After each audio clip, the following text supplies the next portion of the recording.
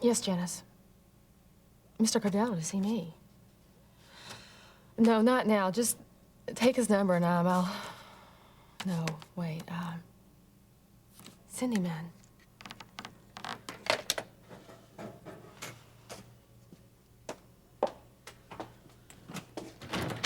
Hello, Mary Ann. Thank you for seeing me. I didn't mean to interrupt your morning like this. Vince, I wish you would have called first. I'm already behind schedule. Oh, I'm sorry. It's about Russ. I haven't been able to find him since I got back from Chicago. Have you seen him? I have no idea where he is. Well, I went over to the townhouse. Apparently, he didn't go there last night. I thought he might have told you where he is. Vince, Russ is very good at keeping secrets. He never tells me anything. And he doesn't have any reason to anymore. He doesn't? Your son and I have ended our relationship. He can tell you all about it wherever he is.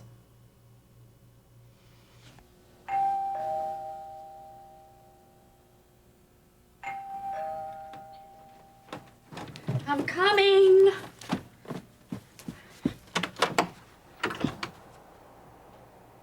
Russ.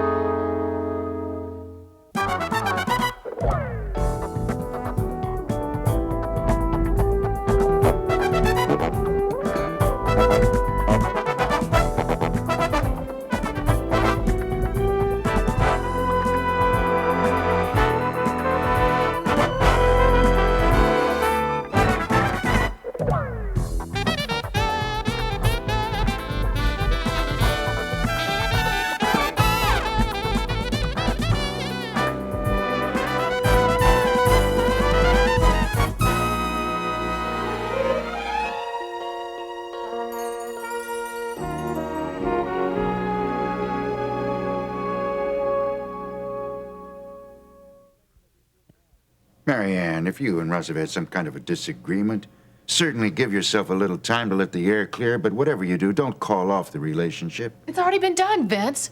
This time it's over for good. Russ and I are no longer seeing each other. I don't believe you. Well, you better believe it. Surely you saw it coming the minute he started to work for you. Oh, I see. You're blaming me. No, I'm not. I'm just saying you don't have to involve him, whatever it is you do. As I recall, a short while ago, you were encouraging Russ to come to work for me. That's before I knew what you did for a living. And now you know? You and your investments. I don't know exactly what they are, Vince, but I don't believe they're legitimate. Well, Hollister Mall, for instance, you certainly know that's legitimate. And I'm considering investing even more heavily in that new office complex that your brother's just landed. Well, that's fine. And I'm sure Gil will be delighted. But that still doesn't explain why Russ has to be so secretive. Mary Ann, I'm not going to defend myself to you. I'm not going to defend Russ either, for that matter. But what I have seen between the two of you speaks for itself. I think you are very good for him. But is he good for me? Mary Ann, I still hope one day that I can call you my daughter-in-law. Now, Russ needs you right now more than ever before, believe me. Promise me that you will reconsider getting back together. Vince, I'm sorry. I can't. All right. I won't say I understand it, because I don't. Thank you for seeing me. Sorry I took up so much of your time. If you happen to run into Russ, please tell him that I'm looking for him. Mary Ann, just for the record, Russ does love you.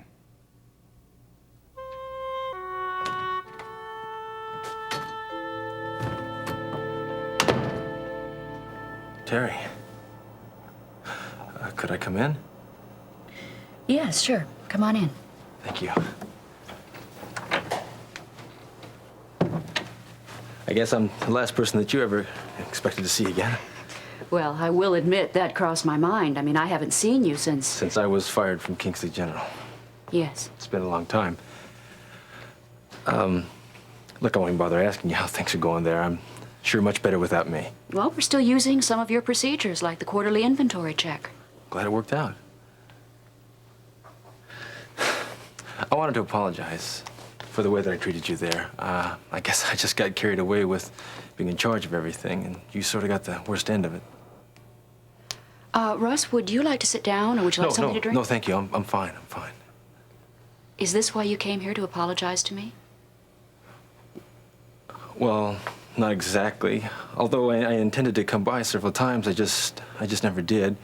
I need to see Lori. Is she here? Yeah, she's upstairs, but she's probably still sleeping. She still spends a lot of time in bed. Oh, I'm sorry. I didn't realize that, but if it's all right, I'd still like to see her, please. Is it about Blue Nobles? Blue? Why would you ask me about him? Well, I just assumed that you'd heard he was the one who attacked Lori. Oh, yeah. Yeah, I read that in the Chronicle. That's right. I want to see her and talk to her about what happened. If it's all right, could I see her, please? Yeah, sure, okay. I'll go see if she's up to it. Thank you.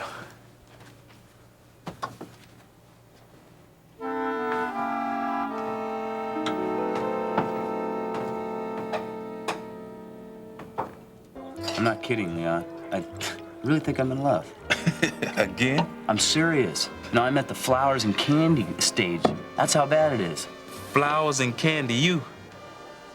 Yep. Hey, man, now, since when is this your style? I mean, my friend Mimi tells me that it's usually a tour of your company after hours, a cruise in your vet, champagne dinner at your place. This one's different, Leon. I can't even get her back to my place. No, she's a model. Well, not just a model. She's the manager of Models Associates. Well, she won't be a cover girl long if you keep feeding her chocolates. Oh, well, so I guess I'm gonna have to bring her by just so you can see what she looks like. Hey, she might even like this place. I mean, since I've classed it out a lot.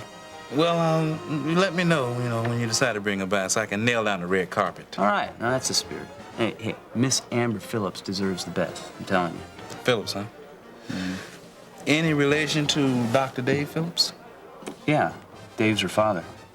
Except she doesn't want to have anything to do with the loser. Some loser. He opens up a clinic where he can't walk safely in daylight. He's helping hundreds of folk that wouldn't have a chance for decent health care without him, and she calls him a loser. She's got her reasons. She says he's a certified lush. See, her brother died in a car accident caused by Dave because he had too much to drink that night. If our own Redlawn works for him, he's good enough for me. And besides, she wouldn't work for any man who comes to work with the shakes every morning. Well, Amber's not going to make this whole thing up. Put it on hold. I got some other customers waiting for my service. Thanks for treating me to breakfast, Gene. If you hadn't come along, I'd still be assaulting that vending machine. Well, I'm glad I showed up early. At least I thought I was early. No, you must have been in the newsroom all night there, little girl. No, I got in about 6. I have some ideas about a couple of features I want to do. Oh, really? Well, Gene, what gives? You part of my regular breakfast crowd again? No, Leon, you just happen to be the only place that's open this early in the morning. Well, what he really means is no matter how hard he tries, the food here keeps him coming back. Oh, I'm sorry, you two haven't met. Leon, Marshall, I'd like you to meet Stacy Phillips. Hi, Leon. How you doing? Hey, Stacy's a reporter, man. She's really good, too. Yeah, and another Phillips, too, huh? See, I bet you haven't had any breakfast. Would you like to join us? No, thanks, Miss Davis. I'm fine. I just need to talk to Lori. Okay. Well, listen, I'll make you some coffee. Sure, thanks. Golly. I'm trying to think when was the last time that I saw you.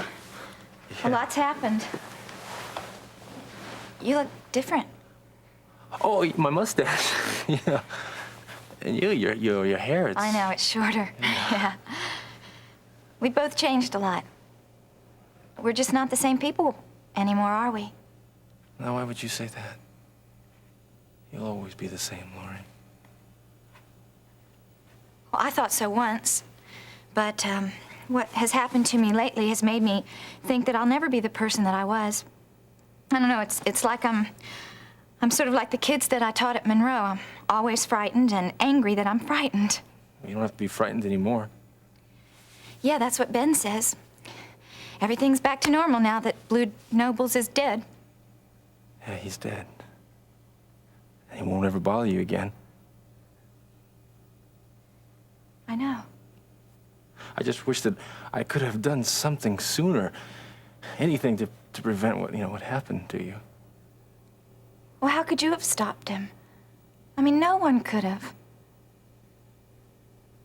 Russ, I just have to believe that the Lord is going to help me forget about all this whole thing, and if I don't believe that, then I'll never get over it. I don't know if you understand what I'm trying to say to you. No. I think I do. I think I do. Only, how do you let it go, Lori? What? Well, when you done something or something's happened that you know shouldn't have, and it's always right there. It won't go away. It's right there in front of you, all the time.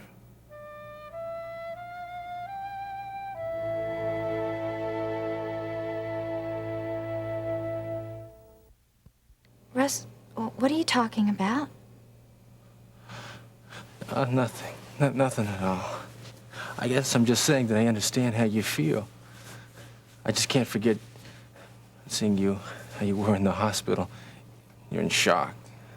You couldn't talk because of what that scum did to you. You know, Lori, I wanted to hunt him and kill him myself, and I would have if I knew where he was. Marianne told me how upset you were. It kind of reminded me of how protective you were of me when we were dating in college. Those times seem like a long time ago, don't they? Yeah, they do, especially now. You know, Ben's a lot like you. He's quick-tempered and overprotective. He didn't want me to teach at Chesterfield. I should have listened to him. How's his hand since the surgery?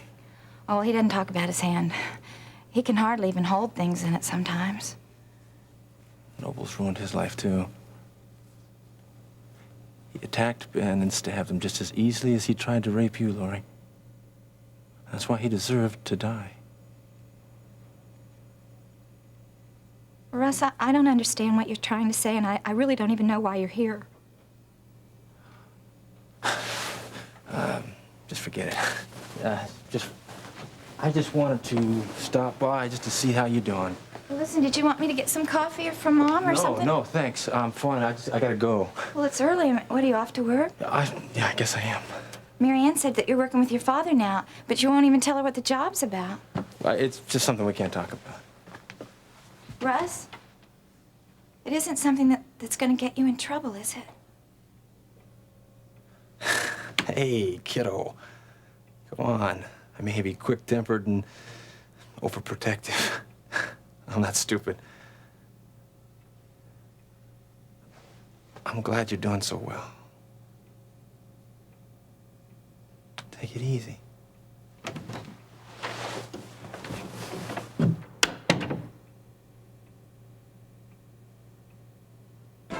How many more of you are there? Excuse me? I mean, of Phillips. I mean, I know there's the doctor, then there's Amber. Amber, you know my sister? No, I don't, but the gentleman at the bar claims he does. Gil Prescott? Yeah. I thought he'd still be getting his beauty rest about now. No, he's in here almost every morning about this time. I'm thinking about putting his name on one of the bars. Hey, listen, you can give him all the territorial rights you want. Just give us some breakfast. Yeah, will do, Gene. I can start you off with a cup of coffee house there. Sounds great. Okay, coming right up. Hey, Stacy, when we get back to the office, I could use a little help in going through the microfilms. Another Watergate assignment already? No, but I'd like to see how many unsolved homicides have taken place in Kingsley, say, within the past year or so. Homicides, Blue Nobles, huh? Yeah. There's a lot that can be done with this story. Now, the police, they don't know who murdered him. And I have a funny feeling that whoever pulled that trigger knows a lot more about Blue Nobles. A lot more about it. I mean, a lot that they really don't want us to know about. So... Whatever happened to Monk? Oh, Monk. Well, at least Monk and Hernandez have been cleared of the attempted rape charge, so... But they still have to contend with breaking and entering. The police don't treat a felony lightly. Yeah, I know. I mean, they weren't using their heads when they tried to walk off with that video equipment. Boy, but at least... But it's different with Monk, though, because his sentence I don't think is going to be that great because it's his first offense. And I'm going to try to get Harold Webster to represent him. You've really gone out of your way to help Monk. Are you still planning to have him visit and stay with your family if he's released? Mm-hmm. If it means getting that sentence reduced, absolutely. But one thing, I haven't said anything to Carla about this yet, though. Do you think she's gonna go for that, Gene? I don't know. I don't want to do anything to upset her. I mean, after all, she's so delirious about the fact that we might be able to buy Terry's house. Well, look who we have here. Two of Kingsley's finest reporters. How's it going, Gil? Great, couldn't be better. Hello, Stacy. Gil? Gene, I might have a story for you. Or if you, Stacy, if you're interested. You have a story? Yeah. Well, you both heard about the Canterbury office complex that I'm working on? Oh, yeah. Hey, congratulations on that. Thank you. It was a tough bid, but I was able to pull it off. Well, starting next week, I break ground on the construction, and I thought maybe you'd like to cover it for the front page. Oh, huh? Front page? Yeah. Why don't you just give me a ring, and I'll fill you in on details, okay? All right, sure. All right. Well, I'll see you later.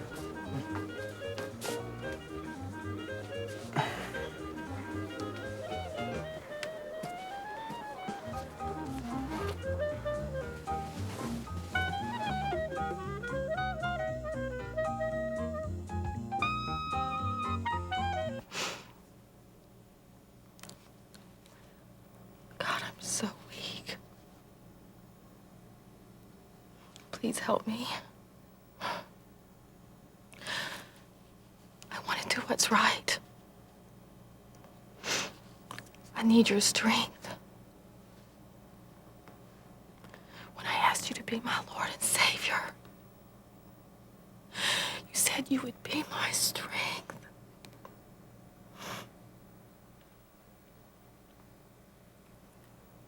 I keep praying that Russ will accept you. Why can't he accept you, Lord? Is it so wrong to be in love with him? How do I stop myself from caring? I want to forget him. I can't. God, please help me.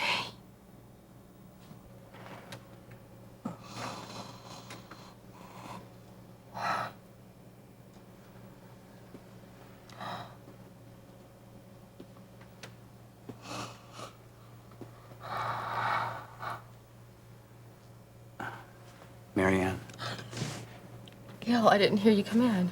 I know you didn't. Aren't you going to tell me I'm not doing my work? I wasn't going to say that, no. Well, it's true, I'm not. I've wasted the whole morning. You're upset about Russ, aren't you? How did you know? Well, Janice told me that Vince came by. And Russ is the only thing you and he have in common. More like had in common since we've broken up.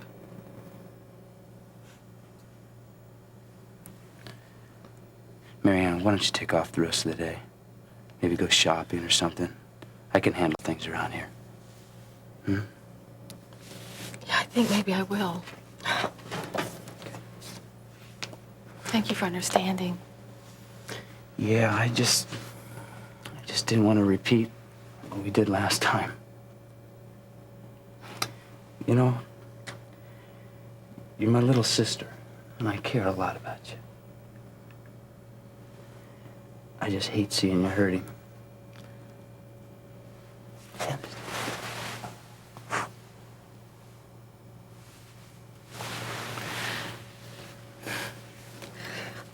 Listen, I'll come in early tomorrow morning, okay? And I'll make it up. Fine. Oh, Marianne. I saw Russ over at Leon's Diner. He's probably still there. Just thought you might like to know that.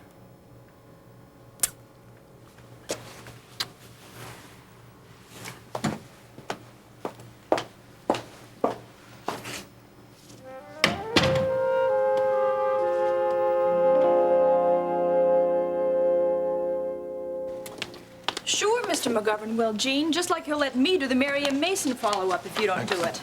Stacy, I keep telling you, don't be afraid to ask. Sooner or later, he's going to recognize that you're talented. Gene, Got a story I want you to start on immediately. You too, Stacy. Hey, Walter, I didn't expect you to be in here this early. I'm here before you two even begin, and I'm here long after you leave. That's how I stay on top of things, like this latest thing about Bob Oliver. Congressman Bob Oliver? Yeah, from the 7th Congressional District. Rumor has it that the president is about to name him to his National Crime Task Force. It's even possible he might be named to chair it. You know, I read some of the wire reports that 3 of the members have already been selected. All from the Midwest. Yes, well, I'm not concerned with them. Gene, what I want you to do is dig in, find out just how much truth there is to this rumor, because if Oliver is named to that task force, it's just possible we might have an election in the spring to replace his seat. And it could possibly be an end to his party dominance. Isn't this his 5th term, right? It certainly is. He defeated Lee Carruthers in the last election. That's another thing I want you to investigate, Gene. What about Lee Carruthers?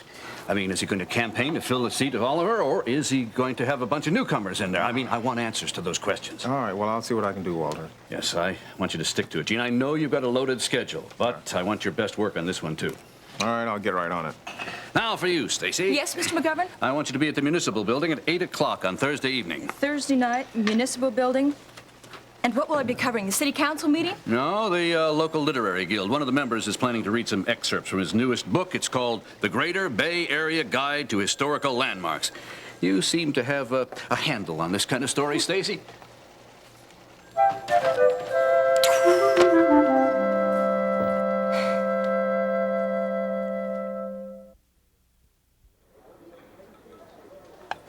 Here you are, on the house. You look like you can use it. Oh, thanks. Can I get you anything else? No, I just need to sit here for a while. Yeah, well, take your time.